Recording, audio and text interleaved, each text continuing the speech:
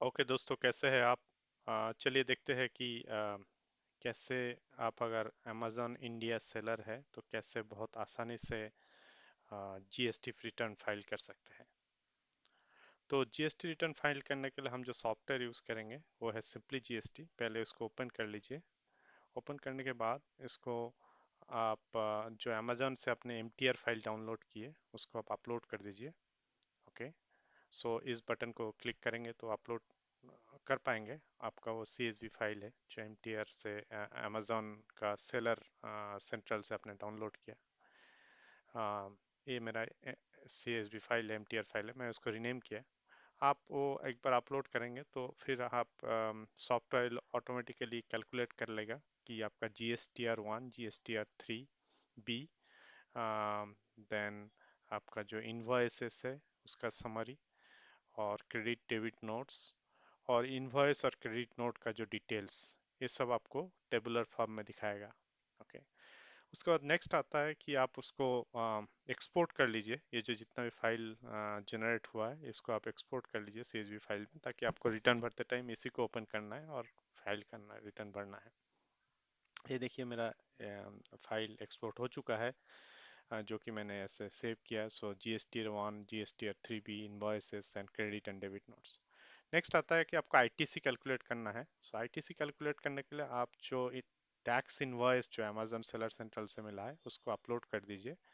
आपका tax invoice अगर एक से ज़्यादा है तब भी आप कर सकते हो। इसमें देखिए पहला पीडीएफ मैंने अपलोड किया, उसके बाद दूसरा पीडीएफ अपलोड कर रहा हूँ क्योंकि मेरा दो टैक्स इनवॉइसेस है जो कि अमेजन सेलर सेंट्रल से है।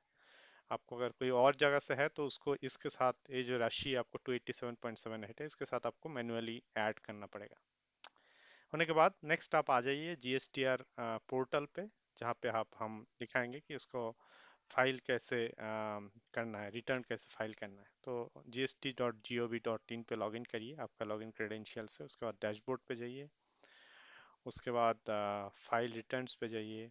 और उसके बाद आप जो महीने हैं, जिस महीने का आप जिस साल का फाइल रिटर्न करना चाह रहा है, जैसे मैं जून पे कर रहा हूँ तो उसका क्लिक कर लीजिए। और उसके बाद आपको GSTR 1 और GSTR 3 भी दोनों करना है। तो पहले हम GSTR 3 भी कर रहे हैं, ऑनलाइन पे क्लिक किया।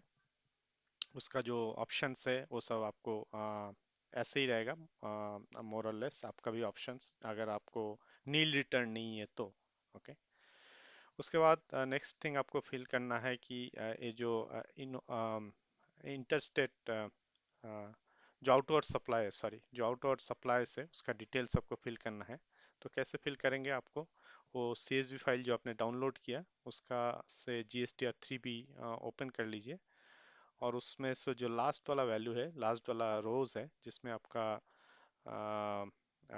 टोटल सम दे रखा है। ओके। सो टोटल आपका taxable value, integrated tax, central tax and CST state tax, ये सभी कॉल उसमें है, डायरेक्टली अवेलेबल है। आपको सिर्फ उधर से देखना है और उसमें टाइप करना है। आप कॉपी पेस्ट नहीं कर सकते हो GSTR पोर्टल पे, जैसे आपको पता है। तो आप ये मेरा वैल्यूज़ है, total taxable value, integrated tax, central tax and state और यूटी टैक्सेस, तो मैं अभी डाल रहा हूँ।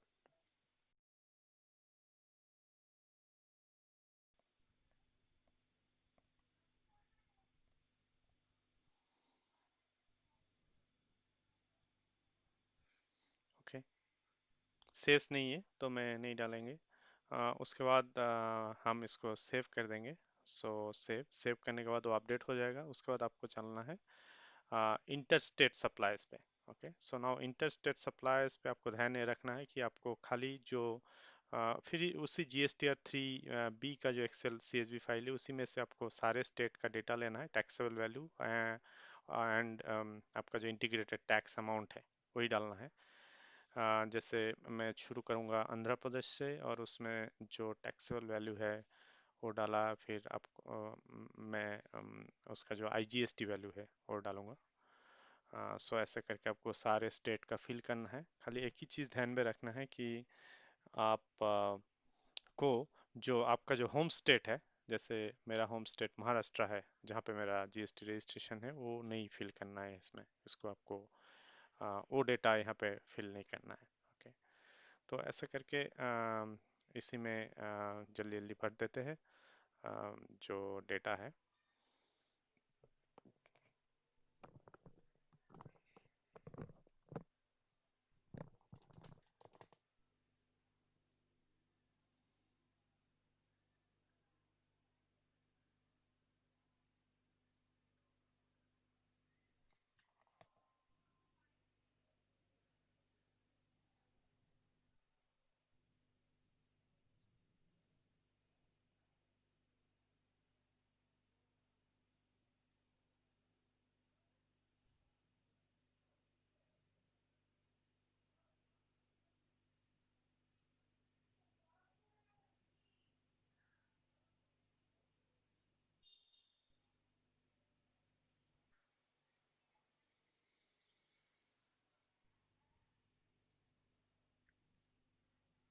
सो जैसे कि मैंने बताया कि महाराष्ट्र मेरा स्टेट है, तो उसका डेटा मैं फिल नहीं करूँगा, और उसी को मैं हाईलाइट कर लिया ताकि मेरे से कोई गलती ना हो जाए। उसके बाद जल्दी जल्दी से बाकी का स्टेट का फिल कर लेते हैं।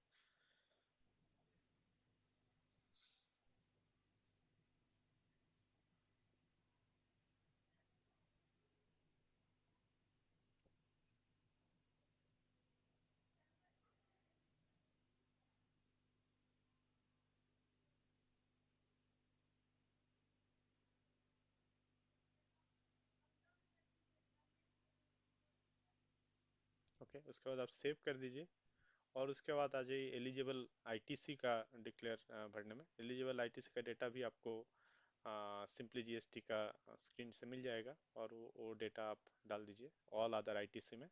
आपको दोनों चीज़ फिल होने के बाद आप सेव जीएसटीआर कर दीजिए। उसके बाद आप प्रोसीड टू पेमेंट पे जाइए, जहाँ पे आपको जो टैक्स भरना है वो देना पड़ेगा। मेरे लेज़र पे कुछ बैलेंस नहीं है, तो मेरे को पेमेंट करना पड़ेगा। मैं ऑनलाइन पेमेंट करूँगा ई पेमेंट के थ्रू। आप कोई भी बैंक को चूज़ कर सकते हैं। प्रेफरेबली आप प्राइवेट बैंक को चूज़ करिए ताकि आपका प्रोसेसिंग जल्दी हो जाए। मेरा एक्सपीरियंस ये रहा कि स्टेट बैंक में थोड़ा सा टाइम लगता है, तो मैं नॉर्मली एचडीएफसी और आईसीआईसीआई बैंक ही चूज़ करता हूँ ताकि जल्दी से मेरा प्रोसेसिंग हो जाए। नॉर्मली मैंने देखा है कि एसबीआई में थोड़ा सा टाइम लग जाता है। उसके बाद प्रोसीड टू पेमेंट करिए।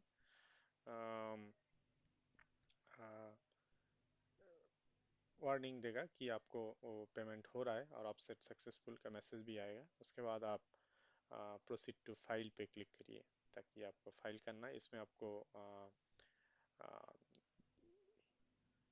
ईवीसी से करना है, मतलब आपको एसएमएस आएगा, उसका पिन कोड आपको डालना है, और आपका फाइलिंग सक्सेसफुल हो जाएगा। ये हो गया आपका जीएसटीआर 3B का फिलिंग। उसके बाद हम आएंगे जीएसटीआर 1 फाइल करने के लिए। सेम वे आप जीएसटीआर डैशबोर्ड पे जाएंगे, साल और महीने चूज करेंगे। उसमें ओनली डिफरेंस आपका ये रहेगा कि आप जीएसटीआर 3B के बदले में जीएसटीआर 1 प्रिपेयर ऑनलाइन पे क्लिक करेंगे। और उसके बाद यहाँ पे दो चीज़ आपको भरना है। एक तो है आपका B to C others, that is section 7 में आपको डिटेल्स देना है। सारे सारे स्टेट का percentage wise, taxable percentage wise आपको देना है डिटेल।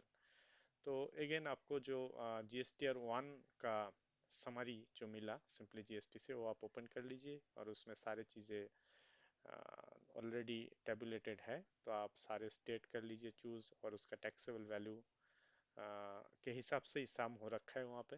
तो सारे टैक्सेबल वैल्यू के सॉरी टैक्स टैक्स परसेंटेज के हिसाब से समराइज किया हुआ है, तो आप वो चूज कर लीजिए, और उसका डायरेक्ट आप भर दीजिए। और उसके बाद सभी भरने के बाद उसको सेव कर लीजिए। एक एक करके सबको भरना पड़ेगा आपको।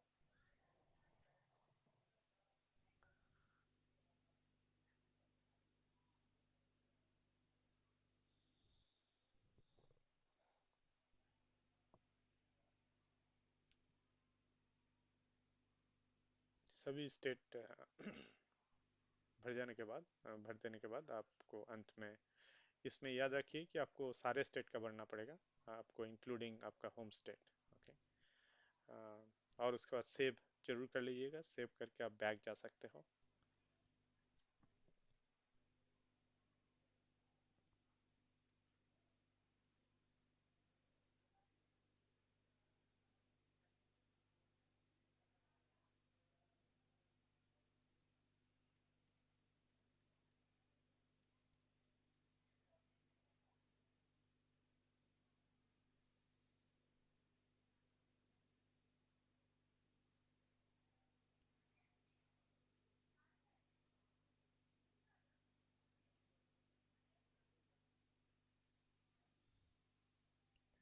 उसके बाद आप बैक जाएंगे। आप फिर से GSTR 1 के स्क्रीन पे आ जाएंगे। इसमें आपको डॉक्यूमेंट इशूड और एक कॉलम टेबल 13 भरना है, जिसमें आपको सारे क्रेडिट नोट इनवॉइस डालना है। अगेन आपको सिंपली जीएसटी से डिटेल मिल जाएगा आपको सेक्शन से, सेम फॉर्मेट में। इनवॉइस नंबर फ्रॉम टू, आप अगर इजी शिपर एंड एफबीए दोनों पे काम करते हैं तो दोनों का इनवॉइस का स्टार्टिंग नंबर अलग रहेगा, और सिंपली जीएसटी से आपको डिटेल्स भी मिल जाएगा। और नंबर ऑफ इनवॉइस कितना हुआ, कैंसिल कितना हुआ, सारे डिटेल्स वहाँ पे है। आप वहाँ से डायरेक्टली वैल्यूज़ डाल सकते हैं। और फिर नेक्स्ट आपको क्रेडिट नोट भी डालना पड़ेगा। क्रेडिट नोट का डिटेल्स भी सिंपली जीएसटी का स्क्रीन से आपको मिल जाएगा, इसी फॉर्मेट में, starting and ending and number of credit notes issued and cancelled. So वो आप डिटेल्स डाल देंगे और उसके बाद इसको सेव कर देंगे।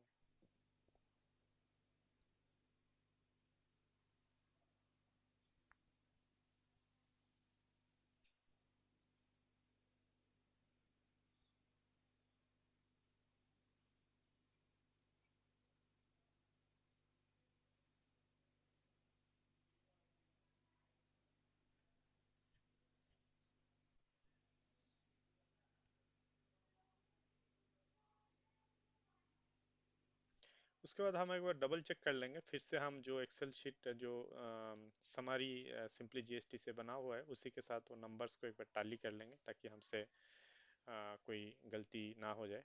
वो एक बार चेक कर लेंगे, मोस्टली नहीं रहेगा, फिर भी हम एक बार क्रॉस चेक करना अच्छा है आप सबमिट करने से पहले। इसको आप इग्नोर भी कर सकते हो, इस स्टेप को, अगर आप कॉन्फिडेंट हो कि आपने कोई गलती नहीं हुआ है। उसके बाद आप जनरेट जीएसटीआर समरी करिए और उसके बाद एक्नॉलेज बटन पर क्लिक करके फिर प्रीव्यू कर सकते हो एक बार, ऑल्दो नॉट कंपलसरी। आप प्रीव्यू कर सकते हो, जिसमें आपको एक पीडीएफ फाइल ओपन होगा जिसमें सारे डिटेल्स मेंशन होगा। फिर से और एक बार आप वेरीफाई कर सकते हो इसमें कि सभी चीज़ें सही तरह से अपने डाले हैं। अ, उसके बाद आप सबमिट बटन पे क्लिक करिए। सबमिट बटन क्लिक करने के बाद इसमें कोई चेंज नहीं होता है, तो मेक श्योर आप सभी करेक्ट किए हैं। और इसके बाद रिटर्न टू फाइल पे क्लिक करिए, जिसमें आपको फिर से ईवीसी ऑप्शन चूज करना पड़ेगा, जिसमें आपको पिन को एसएमएस के थ्रू आए हुए कोड डालना पड़ेगा। और डालने के बाद ये वेरीफाई पे क्लिक करेंगे, सक्सेसफुली आपका रिटर्न फाइल हो जाएगा।